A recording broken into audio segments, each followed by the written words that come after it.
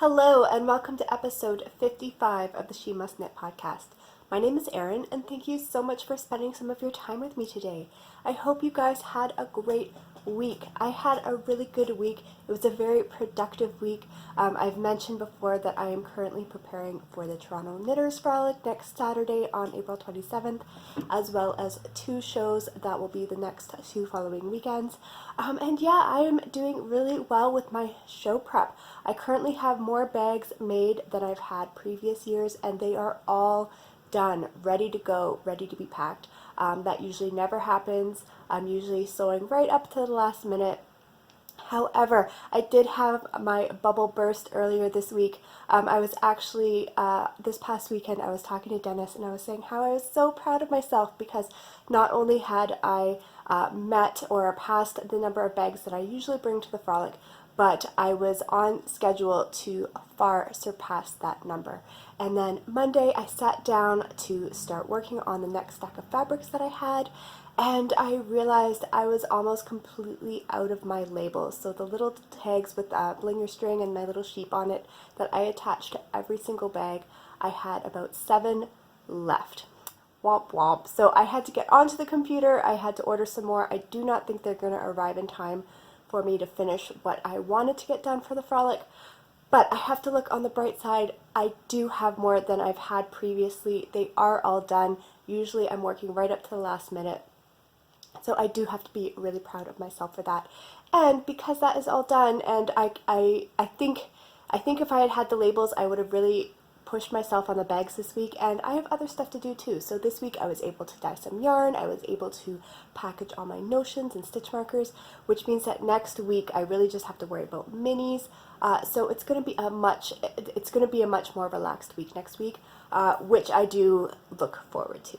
So on the plus side, a lot of stuff is done, and hopefully the labels will arrive in time that for the Sunshine Fiberfest and the trunk show, I can get some more of those bags made. So because of that, because of all the work that I've been doing, I don't have as much knitting for you today, but I do think I still have some fun things to share. What do I have for you? I have a finished object. I have some progress on something I shared with you last week. I have a new cast on. I have the collection and the vote for the next collection.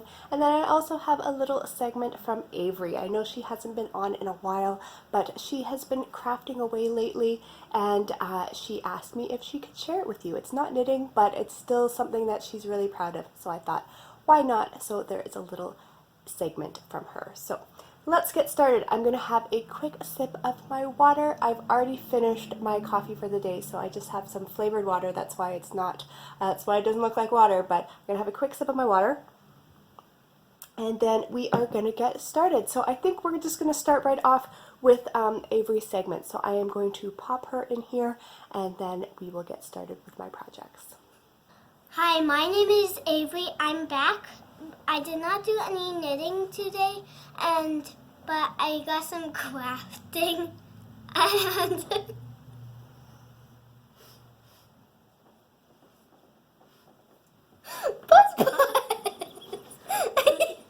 think I need to. Hi, my name is Avery. I'm back. I did not do any knitting today, but I bought my mom got this book from the library. And I made some things on the side, and I'll show you today. This is a cute dog.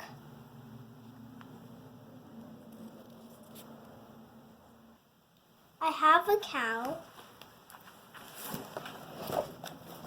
Here's the instructions.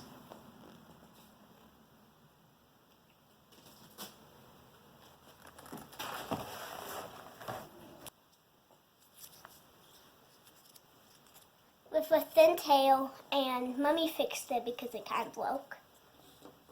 And here's a pig, oink oink. And I even added the texture to its tail with the curly pig tail. If you haven't seen a pig, this is how it looks like, how I made it. And Mummy likes the cow. I made a parrot that Mummy likes.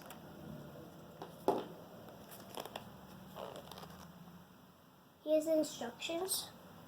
And there's another instructions over there that I might make. And most of all, I made the heart. My mom helped me make the shape. I picked out the chain. I decorated it, and I gave. This is a friendship necklace, just so you know. And I gave the other half to my friend Camilla. I'll show you what it looks like on me.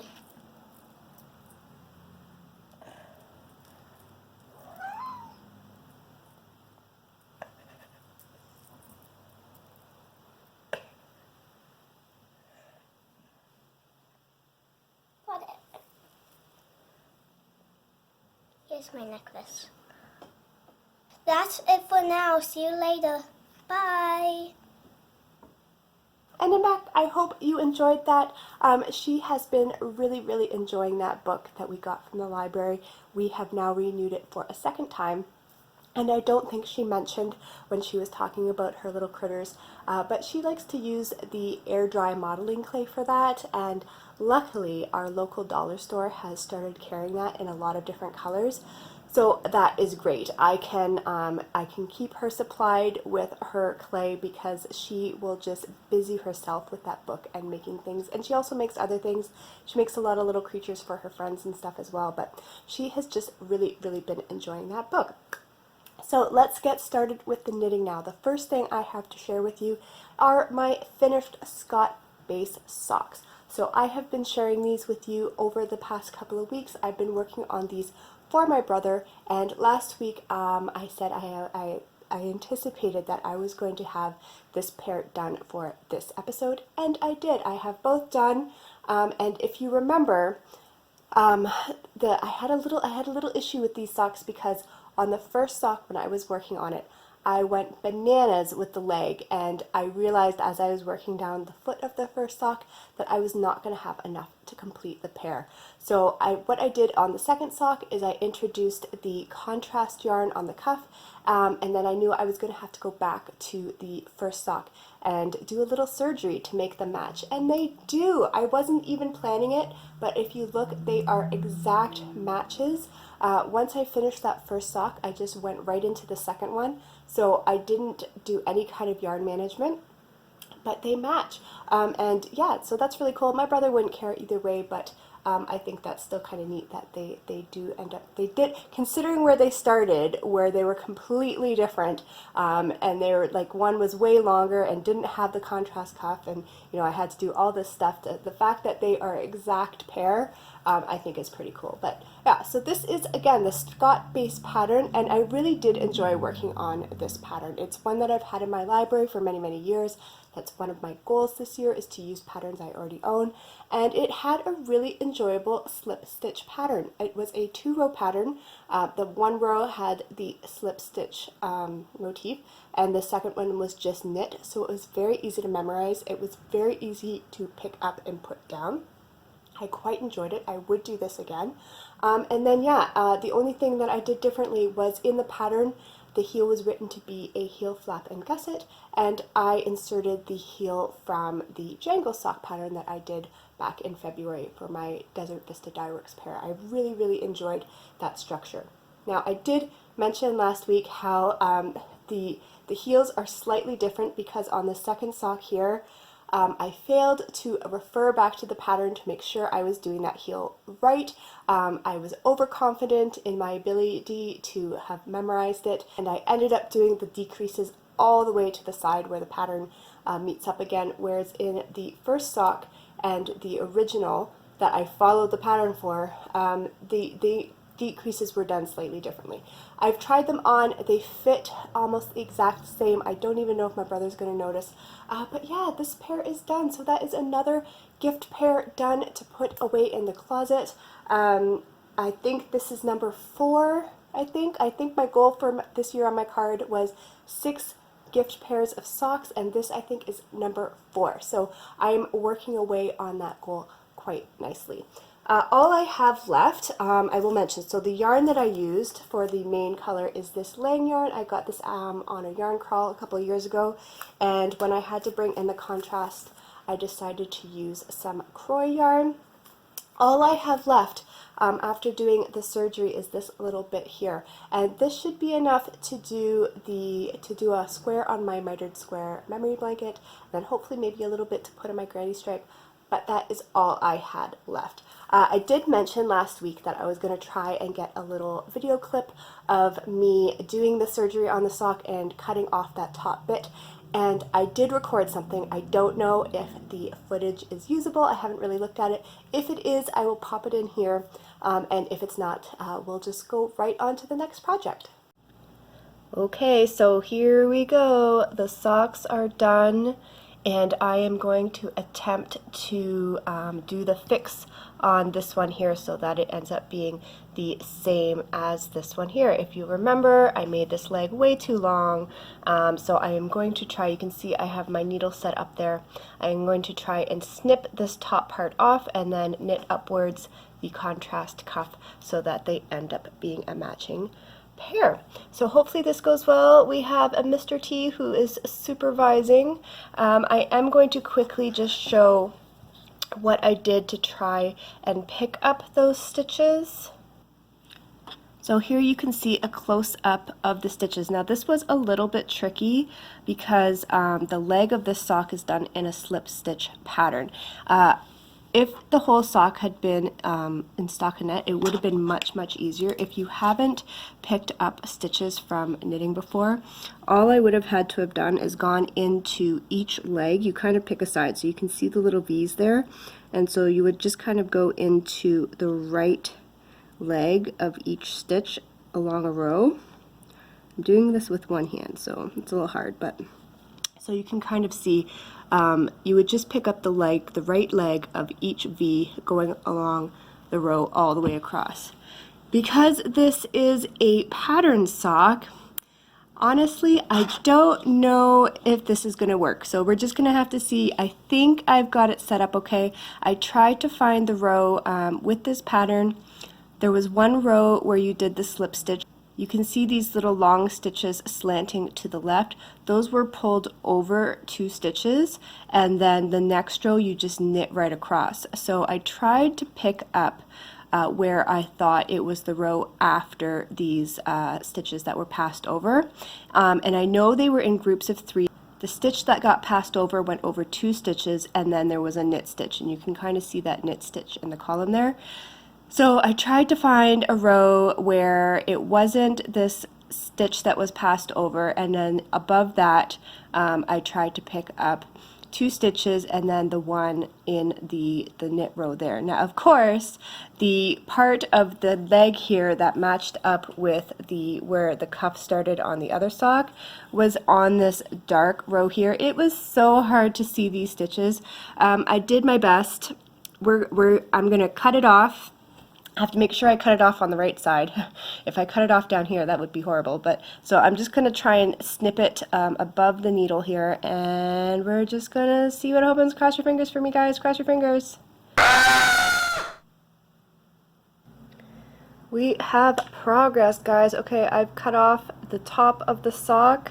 I don't know if you can see. Mr. T has situated himself on the other sock, but that's all right. Yeah, I've got the needle through there and it's holding on. It's not going to unravel down this way because that wasn't the direction that it was knit, but hopefully what I have on the cord right now will be workable in terms of knitting up. So I'm going to get working on that, and hopefully at the end of this we will have a finished sock.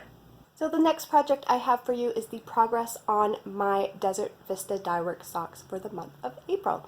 And if you remember, I was working on these last week. I think it was the first time you had seen them, and I was down onto the foot, and I thought by this episode I would have the first sock done, and I do. This pattern is Rib is the New Vanilla. And it's basically just a simple rib sock, but there was a heel structure that was very similar to the ones that I've been enjoying over the last couple of months, where you do some increases to form a triangular kind of shape on the back of the foot, and then decreases to shape the rest of the foot. So there's no picking up stitches, and I'm really quite enjoying this. So The only thing that I did differently from the original pattern was it started with a 1x1 rib before going into the 3x1. I don't like when ribbing changes like that, so I decided just to start with the 3x1 and do that for the whole length of the leg. And then I also made a slight modification with the shaping on the back, just the way the pattern was written. The designer had it written so that to create this kind of garter stitch area, there was both make one knits and make one purls, and I didn't understand why that was necessary, so I just changed it slightly so that I got the same effect but with only using make one knits. It was just easier for me to memorize. I didn't have to keep referring to the pattern because it was basically a two-row repeat for me. So after I did that part, the rest of it is as per pattern, and I quite like how these look as well. I think this garter stitch detail adds kind of a neat effect. The colorway that I am using for this is Freud's Dream, and these are for my mom. She actually asked me for the first time ever if I could make her a pair of socks, so this will be a very special object once it is done. So as you can see, the first sock is done, and then I have started the second sock. So I've got the ribbing done on the second sock, and like most of my socks, these are done on my 2mm Chiago Twist minis, and I actually have a story with these this week. Oh, Mr. Trouble. I caught him chewing on the cord of my needles when I had left it on my desk, and he actually made a little notch in the cord that was catching. I had to clip it and I had to file it, and it is working okay so far. I don't think I'm going to have to replace them. But ooh, he was in the naughty corner, not literally, but you know what I mean. Like he was not in my good books for the rest of that afternoon. But then he's just so cute, so I forgave him, so don't worry. But yeah, so these are in progress. I've got the cuff done.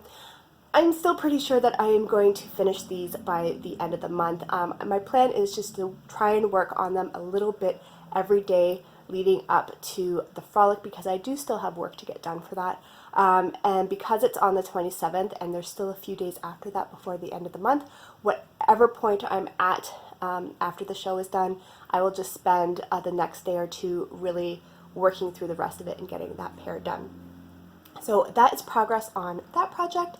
And then the last thing I have to share with you is my new project.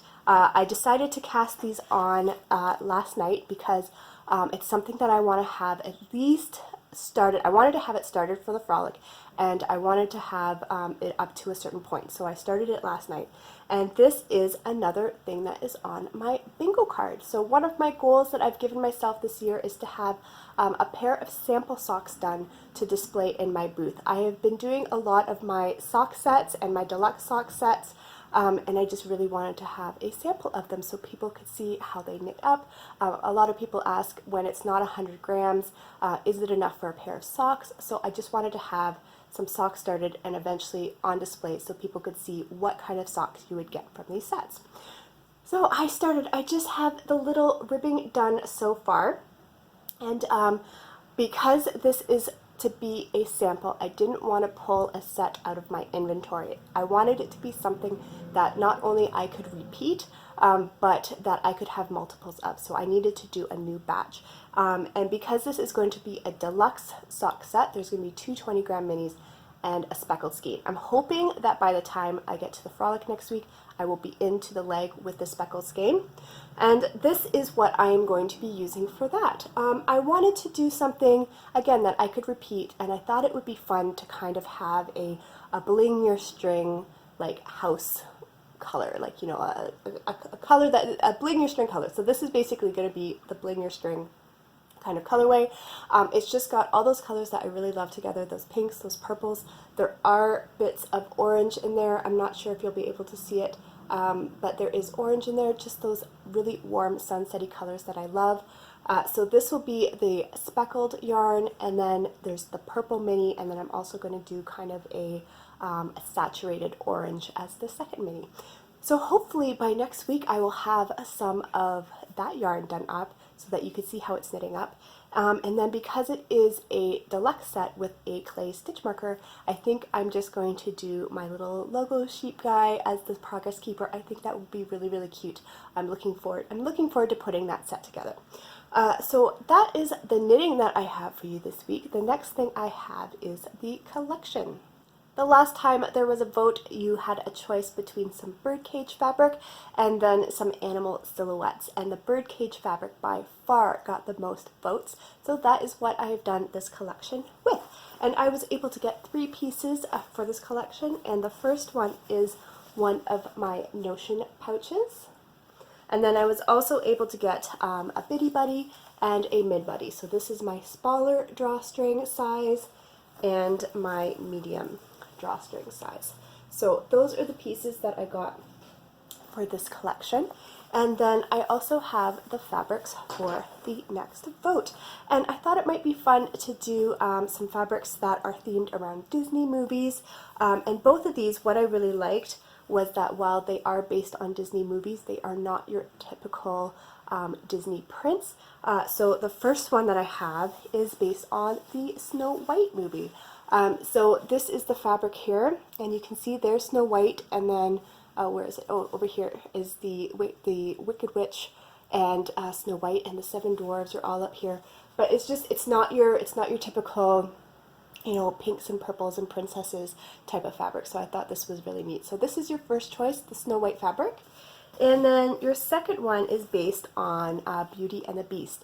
And this fabric was really, really popular a while back, but I still have some of it. And this is the Beauty and the Beast stained glass fabric. So there's a bunch of scenes there from the movie, all done in kind of the stained glass style. So that is your second choice. So let me know down in the comments below whether you want to see the next collection done in the Snow White fabric or the Beauty and the Beast fabric. And depending on how my yarn inventory goes, if I can sneak away a little bit of it, I might be able to do some matching yarn for that as well. So that is all I have for you this week. It is Easter weekend this weekend, so we will be going to my mom's tomorrow to dye up some eggs, and then we'll be doing family dinners and stuff. So yeah, I hope you guys have a fabulous weekend. If you are celebrating Easter, I hope you have a wonderful time with your family, and I will talk to you soon.